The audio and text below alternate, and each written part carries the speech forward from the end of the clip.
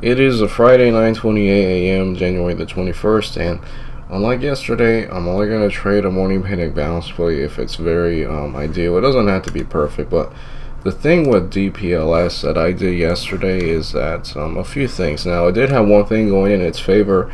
There was distance from my entry point, which was right here from VWAP. It was, right under 46, and then at the time VWAP was 48. So if it were to have made a move towards the upside instead of downtrend, as you can see a downtrend with this downtrend, it actually wouldn't have been too bad. But as you can see, barely, maybe there's a line right there.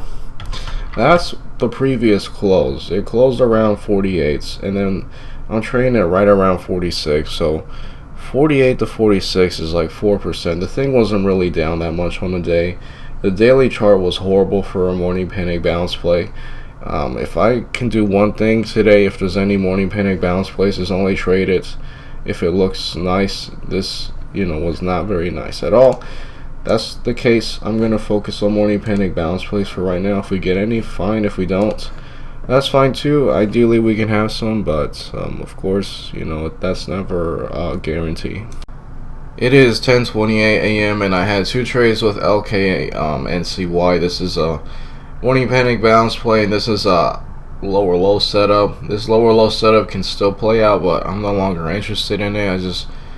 I don't like the risk in it anymore, and neither of these were really ideal, but I did trade them. And as for the other setups, nothing with BBIG. I didn't consider this one at all, actually, although maybe at some point it can be I don't know, it's a bit late in the day now for some kind of a morning panic bounce play. It's not really like the way it was yesterday, but it is interesting. The overall markets are dropping. SIRC could have been one. I could have taken it, but it wasn't down that much. It was down like maybe 6% on the day. It was barely down. And it did make a move from 42 to 43, which, I mean, if you take into consideration, let's say best case scenario, you got in right at the bottom at 42, and you sold right at the top at 43 and a little tiny piece. That's like, I don't know, that's like 2.8%. That's nothing. That's not a lot of good range, so I never traded it for that reason. AXXA kind of did one, but the volume was horrible. It would have been hard, I think, to trade this one, but it kind of did it. It kind of was one. And then ILUS, nothing here. I was interested in this if it were to have broken this level right here, right, the ceiling, and then maybe it would be like a nice third green day, but it didn't really do it. Although, I mean, this thing can still try to do it later, just not with this pattern anymore. I traded LKNCY and I was in. Now let me see if I can show my canceled orders. I did try to get in initially at 10:13, 9:42, right here, 10:13. I didn't get executed. I didn't get filled. I didn't get filled. I had the order sitting for like 2 minutes, I think, and I just did not get filled. And then I tried at 9:46, 10 shares at 10:14. Right about here, still didn't get filled. And it sucks that I didn't really get filled, but that's totally fine. Excuse me, I'm still sick, but I think by Monday I'll be 100% back the way it was. But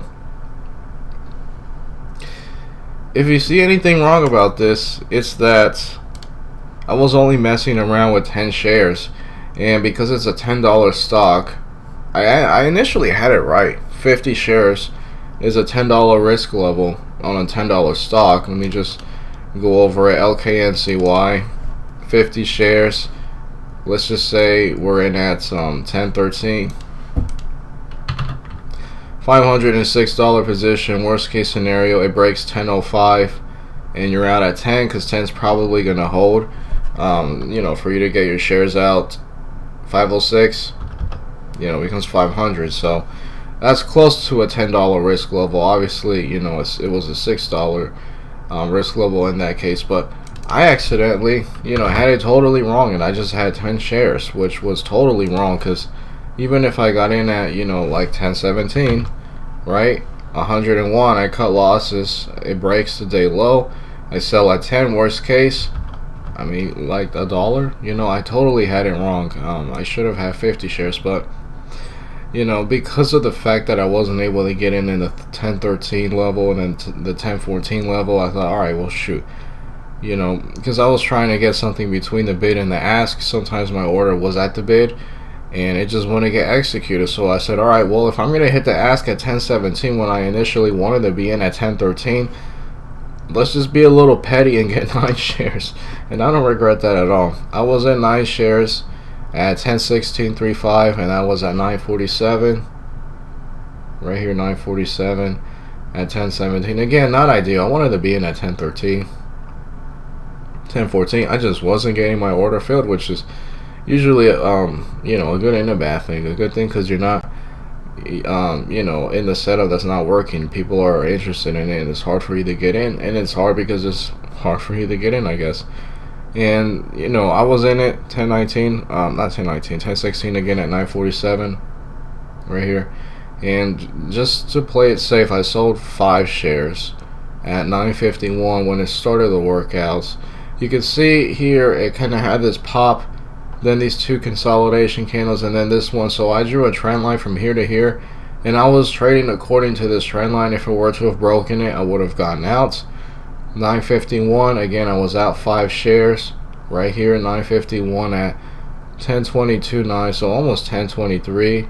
At 951 I was out, and then I sold the last 4 shares of the 9 shares I had the same minute, 951, probably because this was the first candle. You can see where it had a little wick and it broke under the trend line, so I got out of it for that reason. It did hang on for a few more minutes before it ultimately kind of choked and it went down. But that was the first trade there. Let me clear my throat and go over the second one. Alright, so that was the first trade here. Second trade again, morning panic bounce play. Here's the panic bounce, lower low because it's lower than here. But I was still interested in it because it was playing off of this $10 level. There was a big wall of bidders at $10 and 1001, 1002 also. So, you know, I was, you know, pretty confident that, okay, I could take an order at maybe at 1005 for the ask. And, you know, if it starts downtrading and looking like crap, I'll probably be able to have plenty of chance to get out before it breaks under 10. Of course, it's not, you know, 100%, but, you know, in theory, it's going to be looking so ugly that it's breaking 1002, 1001, and then right when it's at 10 and people are hitting 10 and it looks like it's going to break it, you know, I'll be out in that moment and I won't lose that much. So it's a pretty, again, not 100%, but it's a pretty safe trade, or at least, you know, a clear idea on how to trade it. This time I was sized in appropriately, okay? 50 shares, 25, 2 sells. At 10 o'clock flat, almost 10 o'clock flat, I was in right here, and that was at 10:04.35. Again, right here, thinking, okay, you know, downtrends broke under this level. Now it's going to play off of $10. We have a lot of nice room towards VWAP. Unfortunately, it never got to VWAP here, you know, the morning panic bounce play or this one. And again, I was in right there at 10 o'clock right here. So I was giving it a few minutes. I didn't like how I wasn't initially working. It was kind of looking ugly. Price action wasn't really that nice. I sold half my position at 10:04, which you can see 10:01 I immediately, you know, kind of got to the 10:01 level, which I never got to, although it was always there on the level 2. It just never really touched it, so it already wasn't looking too ideal. These 2 candles were kind of dry, and there was a big 18,000 share seller at 10:05. That was not going away, so that wasn't necessarily ideal, but it was still holding my, you know, risk level. So again, I was out 25 shares just to play it safe, just to cut my risk right here. I got out at 10:03.95, so almost 10:04. A slight difference from my entry price, just a tiny section difference, which to me is totally fine. The idea was that, you know, I want the setup to work, and because it's not working immediately, you know, even though it hasn't broken my risk level, the longer it takes, the less likely I think it's going to work. So I cut half of my position for that reason at 10:04, thinking, okay, well, you know, if it worst case scenario breaks $10 and I have to cut losses and maybe I'm out at 990, at least I had 25 shares sold, you know, give or take, above that $10 level, so that I didn't have to cut losses on my entire size, just half of my size in theory. So 1004, 25 shares out. Excuse me. And it did look like it was trying to uptrend a little here, right? This little transition from 1007 to 1008, because it got to 1006, right? It looked like it was gonna do it because it broke out of the 1005 level that was a wall previously. I drew a trend line and immediately broke under it with this candle, and I said, alright, well, that kind of sucks. I guess it's not really the uptrend. It's still hanging around here, although I thought it was trying to do something. And then, right here and right here, and then we had now on this big blow off thing, right? And it got to 1010, and I thought, okay, maybe it's gonna do it now, the uptrend. Let's hope it does. So again, I drew a trend line from this little candle to the uptrending candle at the corner, and I said, alright, I'm gonna have this trend line there. If it breaks that, I'll get out of the trade, because at that point I'm giving it too many chances. It's not looking ideal. It's like an X, you just have to dump it. You dump your shares. 1012 right here. I sold the last 25 shares at 100565, which I thought was a pretty good exit. Almost I guess not almost, but between 1005 and 1006, which was nice. And I sold at 1012 because it was right then and there trying to break under the trend line, right? So I thought, alright, I'm gonna get out of it for that reason. I got out of it, and what do you know, 1, 2 minutes later, 3 minutes later, it broke under $10. Now it held, but I would have been out. Massive volume, at least compared to what it's trading was dumped right here. And it could still work out, but I don't like now how VWAP is downtrending, because that means there's less range. Obviously it can get above VWAP, but at least back here at 1010, best case scenario, I'm in at 1005 and eventually a sell in the 1020s, almost the 1030s. That would have been pretty nice. But now VWAP is downtrending again. It can still do it, but it might get to VWAP and that's all it can do, and now it's not as nice of a range as it was before. So no go here, no more ideal setups I'm interested in here. And as for the other ones, again, that's pretty nice. I guess this was a morning panic bounce wave, but this was later in the day. I don't regret missing that, especially after I had a fake out here and a fake out here. That was still nice. Wow, that's not bad at all. This could make an inverse head and shoulder, shoulder head and a shoulder. I'll watch it, but probably won't be that interested in it, especially because VWAP is downtrending too. Yeah, that's about it for now. Nothing I'm really interested in. I'll make an update later. I barely made money on these two setups, maybe just under $1, maybe $1, but I think I learned a lot from it, and that's a good step in the right direction. I'm glad I did try the second, setup, the lower low setup with the proper size, even though that one didn't play out. I'm not red, but I barely made anything because none of these really worked that well. It wasn't that impressive, but I'm glad I took these and I learned from it, and it was a lot better than DPLS. Alright, it's 11:59. I was considering RATL for a short sale, but it looks like it's not shortable. I don't know what the thing is. It says it's shortable here on Interactive Brokers, but when I try to take a short, I guess it says it will be available if shares can be located. So I'm gonna guess there are no shares located, I guess, for short selling. But I was actually really looking forward to considering this for a short. Very similar to BBIG, has a nice run up over a few days, and I was thinking of taking a short and getting out if it breaks the highs of 277, and maybe worst case scenario I'm out at 280. I had 30 shares, but then it said some weird thing that it can only be 25 shares, so I did 25 shares, and then it says that it's not shortable. So unfortunately I can't be a part of this, even if it doesn't work out. It just seems like something that could try to make a move towards the bottom, and this could also be a head and shoulders in a way. Shoulder, head, downtrends to the neckline in the 250s maybe, or best case scenario 240s, or really nice would be in the 230s, and maybe make another bounce later. But it just seems very similar to BBIG. I like the price action. I like how it's trying to fade, And I like how it tried a very quick gasp, towards the upside when it was downtrending here, but then this thing just sold off. So it could obviously hold VWAP and maybe uptrend, but again, I felt like the odds were in favor for a short. It's just not something I can short right now, which stinks, but I will make an update to see what this one will do ultimately.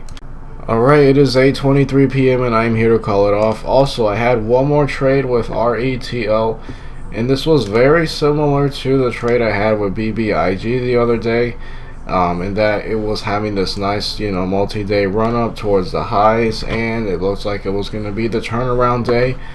Unfortunately, I was just not able to short RETL today, and I was totally right on taking a short. It would have been super profitable. I remember here when I had that downtrend, a quick spike, and I was very interested in shorting it around 261 right before it fell off a cliff and went into the 180s. Really nice. I don't know when I would have covered. Ideally, I would have drawn a trend line, and then eventually when that trend line broke, I would have covered maybe an early one from here, would have followed it, and I would have covered around this range. But that really sucks. Interactive brokers had this weird ass 25 share buy limit, whatever garbage thing, and then on top of that, they didn't even have RETO to short. So what I'm gonna do actually is probably get rid of interactive brokers because they just charge all these weird fees. The only thing I might actually still use interactive brokers for is that, if I want to get rid of stocks to trade, the screener, because it's expensive, I could just get interactive brokers, buy OTC data, and then I can have my top percent gainers, and then I can have that instead of stocks to trade. That might actually be a good idea, just because they don't charge that much compared to stocks to trade for data. That's something I look forward to considering. But as for trading with it, was pretty dumb. I might consider that Timothy Sykes promotion and try Trade Zero accounts. They're probably going to charge fees, but at least it's going to be worth it because they're going to have data available. Sure, it's going to be, I believe, free. I like interactive brokers, and I think they have better locates. They might charge for it, but at least, hey, with something like this, is well worth whatever they're going to charge, right? So I did take a trade here with RETO. Why? Because of the fact that this thing broke the trend line, and I thought it was going to make an uptrend, similar to BBIG. How I guess you could have maybe drawn a trend line right here, right, and then it eventually broke it, I guess, around here, and then it started to make a reversal pretty soon afterwards. I don't want to be Mr. Hindsight 2020 and do it like right here where it would have broken it, but it was definitely a reversal here, and I saw that. And the idea was that it was also downtrending here, and then we have that reversal, right, with the change in that it broke the trend line, and I was long at 150 right here. Let me see, this is about the best it's gonna look. 190 around 150 right here was my entry, right when the trend line broke, and then it looked like it was starting to do a little bit of an uptrend, and I did draw another trend line, and it's kind of hard to see now. Maybe this looks a lot better. Not that much better, but let me zoom in a bit. It ended up being a loser trade, but you can see the trend line I drew was right here from the corner of this candle to the corner of this uptrending candle, and essentially you can tell right here where it broke under this trend line very obviously, and that's when I cut it around, give or take, that 184 level. I got out at 184.69, so almost 185. I got out right here on this wick. It did uptrend, but it didn't follow the trend line like the way I wanted it to, so I knew this one was a bit different. It's no longer as ideal, no longer the same as it was with BBIG. Maybe I was wanting too much of an exact science, possibly, but it just didn't really do the reversal the way I wanted it, and I cut it when it broke under the trend line. Again, it did uptrend a little bit, but it wasn't really ideal the way that I did that. And yeah, I mean, it did uptrend, but it just, yeah, it just wasn't that nice, and it did do like a double bottom, but at that point I wasn't that interested in it anymore because of the fact that it didn't really do it nicely here, although I did uptrend from 190 to 207. I mean, VWAP is right here, 248, so this one was very, very weak compared to, you know, BBIG. This one got to VWAP, so it just led me to believe that this one was not going to be as nice, and for that reason I did get out again at that wick right there, right here, you know, and it did fade even more. In fact, if you look at after hours, it's in the 150s. Really sad day for this stock, and it didn't even offer much of a bounce. It wasn't horrible like DOG, ZP, ETZ, but pretty bad too, and that's fine. You know, not all the setups are going to work out, obviously, and this is one that did not play out ideally, but BBIG was a nice one. If I was able to get my shares, that would have been cool. I did lose $2.65. I traded a $5 risk level, and I had to cut losses when it did break that level, but hey, that's totally fine. That's all I have for today. Unfortunately, no trading Monday, but I do have you know, the rest of the week, God willing, and I want to see some profits. I feel like this week really sucked. Like, I just had, you know, the ideal setups not play out, not get the proper size, and then the shitty setups worked out perfectly, and I, you know, perfectly in terms of losing, and then, like, you know, full size or 10x size, just really a really lame week, and I hope I can do much better next week.